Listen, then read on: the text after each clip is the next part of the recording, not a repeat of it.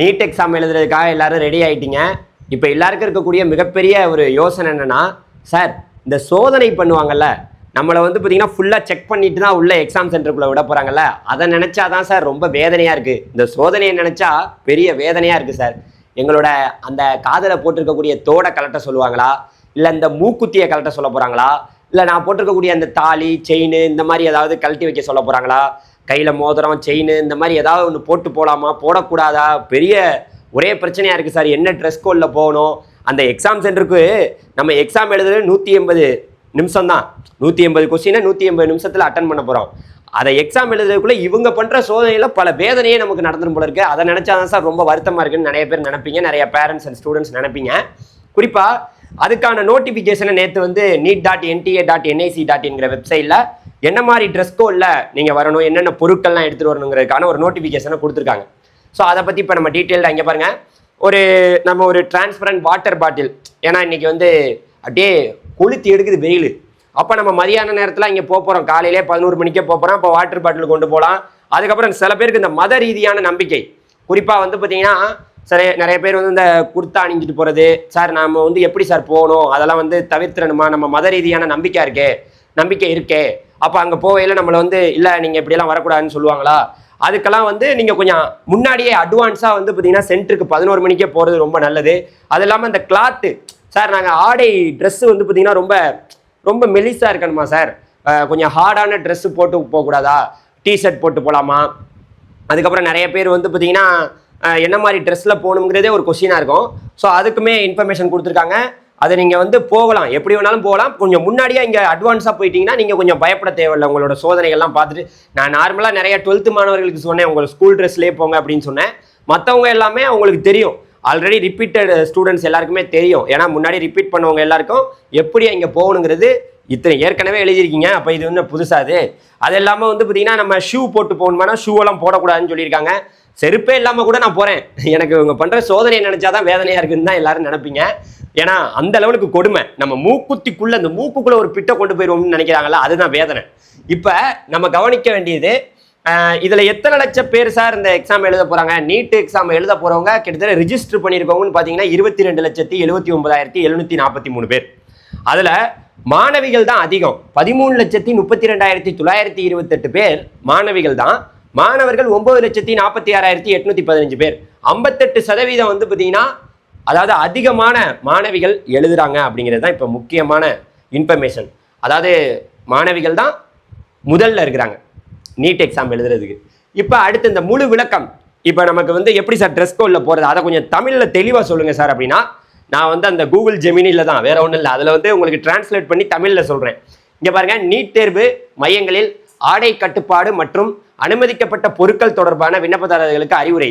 தேசிய தேர்வு முகமையில் தான் இந்த தேர்வை வந்து நடத்துகிறாங்க. தேர்வு எழுதும் அனைத்து மாணவர்களும் இந்த விவரங்கள்லாம் பாருங்கள். தண்ணீர் பாட்டில், அனைத்து மாணவர்களும் வெளிப்படையான, அதாவது தண்ணீர் பாட்டில்களை, அதாவது டிரான்ஸ்பரண்ட் வாட்டர் பாட்டில்ஸ் தேர்வு மையத்திற்குள் எடுத்து செல்லலாம். ஏன்னா வெளுத்து கட்டுது வெயில். நம்ம காலையிலேயே 11 மணிக்கே போயிடுவோம். இங்கே 11 மணிக்கே நம்ம வந்து ரீச் ஆயிடுவோம். கரெக்டாக 1:30 மணிக்கெல்லாம் நமக்கு வந்து கேட்டை க்ளோஸ் பண்ணிடுவாங்க. ஸோ நமக்கு அங்கே தண்ணி இல்லைன்னா இப்போ இருக்க முடியல, சும்மாவே இருக்க முடியல, தண்ணி குடிக்க முடியாமல் அப்படியே உடனே தொண்டையெல்லாம் வறண்டு போயிடுது. ஸோ அதனால் நான் நீட் எக்ஸாம் எழுதின காலம் வந்து 2019, அப்போல்லாம் தண்ணி வந்து உள்ளேருந்தே கொண்டாந்து கொடுத்துக்கிட்டு இருந்தாங்க. ஒரு சின்ன இதில் வந்து கொடுத்தாங்க, ஒரு சின்ன அது என்ன சொல்கிறது, ஒரு கப்பில் கொண்டாந்து கொடுத்தாங்க. அது வந்து அப்போ கொடுத்தப்ப எனக்கு நான் அப்போல்லாம் அப்படி குடித்தோம். பட் ஆனால் கொண்டு போகலான்னே சொல்லிட்டாங்க, ஒன்றும் பிரச்சனை இல்லை, ஒரு தண்ணீர் பாட்டில் எடுத்துகிட்டு போகலாம்.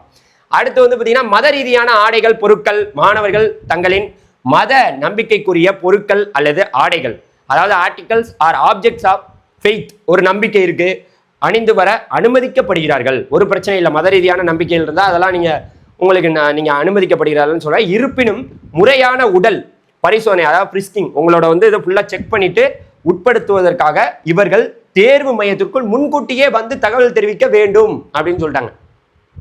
ஸோ அதனால் கொஞ்சம் முன்னாடியே 11 மணிக்கே போயிடுறது நமக்கு நல்லது, முடிஞ்சு போச்சு. அடுத்து ஆடை கட்டுப்பாடு, இதுதான் பெரிய பஞ்சாயத்து. ட்ரெஸ் எப்படி போட்டு போகிறதுங்கிற பெரிய தொந்தரவு. அதில் வேற இன்னும் போக படிக்கிற மாதிரிங்களே. பொதுவாக இலகுவான ஆடைகள், கொஞ்சம் லைட் கிளாத்தாக இருக்கணும். சும்மா அப்படியே டைட்டாக இந்த பேண்ட் இப்படி வந்து பார்த்தீங்கன்னா ஃபுல்லாக ஜீன்ஸில் போகிறது, அதில் போகிறது. ஏன் நம்ம நார்மலாக போகிறோம், 12th மாணவர்களுக்கெல்லாம் நான் சொல்லிட்டேன், ஸ்கூல் ட்ரெஸ்ஸை போட்டு போயிருங்க. ரிப்பீட் பண்ணுறவங்களுக்குலாம் நான் சொல்ல தேவையில்ல. ரிப்பீட் பண்ணுற பிள்ளைங்களுக்கு எப்படிங்க தெரியாமல் இருக்கும்? போன வருஷம் எப்படி எந்த ட்ரெஸ்ஸில் போனோங்கிறது தெரியும். அவன் எப்படியெல்லாம் நோண்டி நம்மளை வந்து நோண்டுறாங்கிறதும் தெரியும். அப்புறம் அதுக்கு தகுந்த மாதிரி ரிப்பீட் பண்ணுறவங்க போயிடுவாங்க. 12th பசங்க 12th ட்ரெஸ்ஸை போட்டு போயிருங்க, அவ்வளோதான், வேற ஒன்றுமே கிடையாது. ஓகே, 12th உங்கள் ஸ்கூலில் என்ன ட்ரெஸ்ஸோ அதை போட்டு போயிருங்க, அவ்வளோதான். அடுத்து, எனினும் மாணவர்கள் தேவைப்பட்டால் முழுக்கை ஆடைகள், இந்த ஆஃப் கேனில் போகலாமா, டிஷர்ட்டில் போகலாமா, போகலாம், ஒன்றும் பிரச்சனை இல்லை. இருந்தாலும் முழுக்கை ஆடைகளோடையும் போகலாம். கம்பளி ஆடைகள், அதாவது உள்ளன்ஸ் அந்த கிளாத் வந்து அணிந்து கொள்ள அனுமதிக்கப்படுவார்கள் அப்படின்னு சொல்லியிருக்காங்க. இவர்களுக்கும் பரிசோதனை தேர்வு மையத்திற்குள் முன்கூட்டியே வர வேண்டும். கொஞ்சம் முன்னாடியே போயிடுறது, 11 மணிக்கே நம்ம போகிறோம், ரீச் ஆக போகிறோம், காலையிலே கிளம்பி நம்ம போகிறோம், ஒன்றும் பிரச்சனையே இல்லை, நமக்கு பஞ்சாயத்தே இல்லை. அடுத்து, காலணிகள், சாதாரணமான செருப்புகள். சும்மா வந்து நான் வந்து ஷூ வந்து இவ்வளோ பெருசாக இருக்குது சார், இவ்வளோ பெரிய கட்டையாக போட்டு போகிறேன், ஏன் செருப்பே இல்லாமல் போய் எழுதலாம், ஒன்றும் பிரச்சனை இல்லை. ஏன் இப்போ அவன் போடுற நோண்டுறதுக்கு நம்ம செருப்பு இல்லாமல் போகலாம். அதாவது ஸ்லிப்பர்ஸ் மற்றும் குறைந்த உயரம் கொண்ட ஹீல்ஸு, அந்த ஹீல்ஸில் வந்து லோ ஹீல்ஸு இது மாதிரிலாம் வச்சு போகிறதுக்கெல்லாம் வந்து காலணிகளை அணிந்து வருவதே சிறந்ததாகவும் ஷூக்களை அணிந்து வருவதை தவிர்க்க வேண்டும். நான் செப்பலே இல்லாமல் போக சொல்கிறேன், ஒன்றும் பிரச்சனை இல்லை, வெளியிலே செப்பல் அதை கழட்டி போட்டு போகலாம், ஏதோ பிரச்சனை இல்லை. அதுதான் பெரிய தொந்தரவான விஷயம்தான். ஆனால் அவங்க சொல்லியிருக்கிறது இதுதான், அதுதான் இப்போ இந்த இன்ஃபர்மேஷனுங்க. அதுக்கப்புறம் இன்னொரு பஞ்சாயத்து, இந்த 29ஆம் தேதி இந்த பயோமெட்ரிக் இன்ஃபர்மேஷன் கொடுத்தாங்க. ஸோ அதை பார்க்க போனோம்னா அது பெரிய பஞ்சாயத்து. சார் எங்கள் கை வந்து நல்லா கழுவிட்டு போகணுமா சார், கைரேகையெல்லாம் வைக்க போகிறாங்க சார்.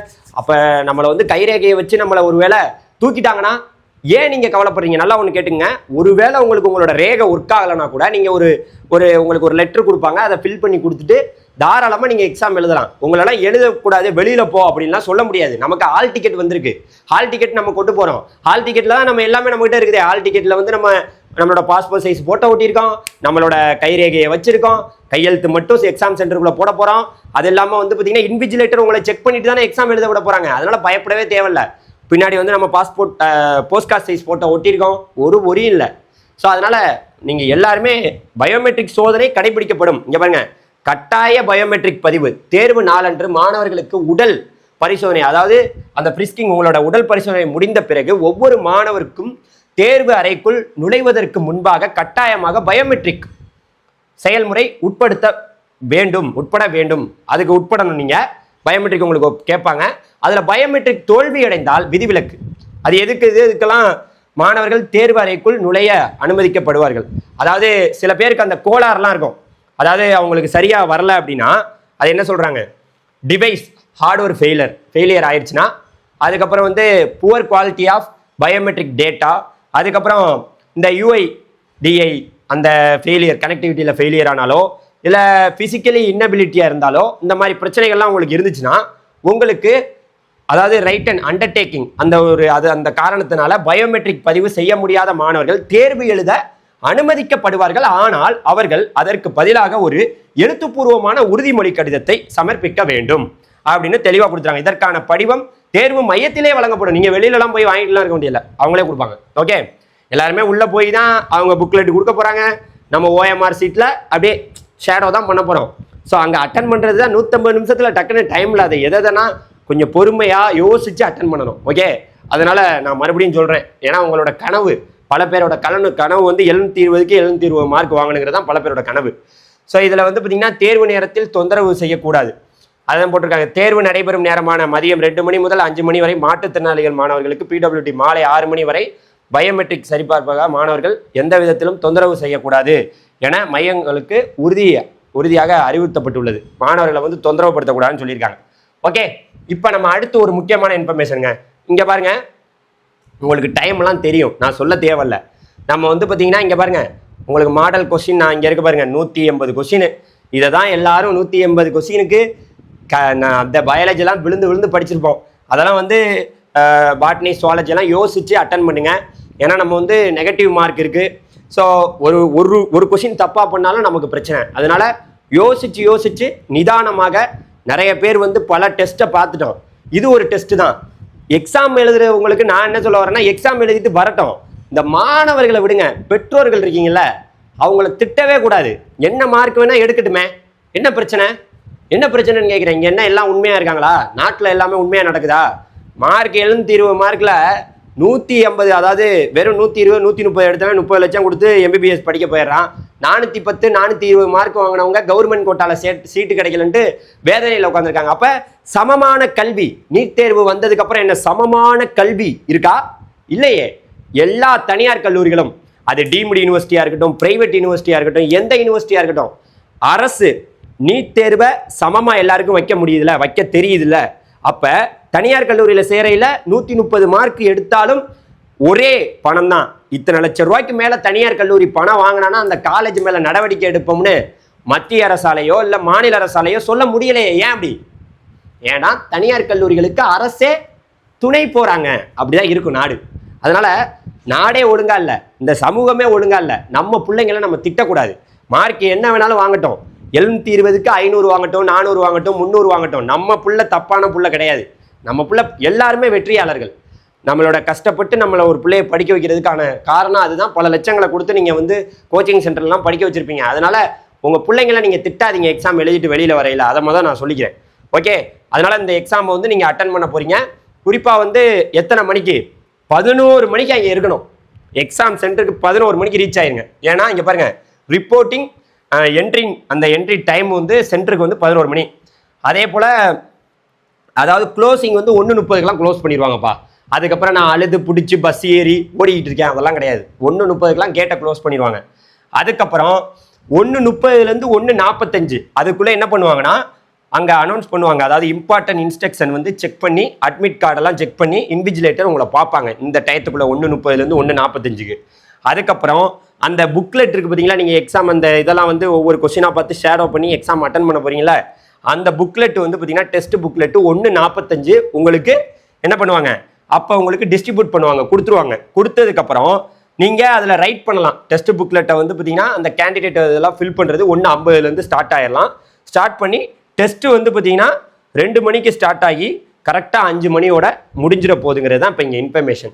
ஞாயிற்றுக்கிழமை 3ஆம் தேதி 2 மணிலேருந்து 5 மணி வரைக்கும் எக்ஸாம் எழுத போகிறீங்க.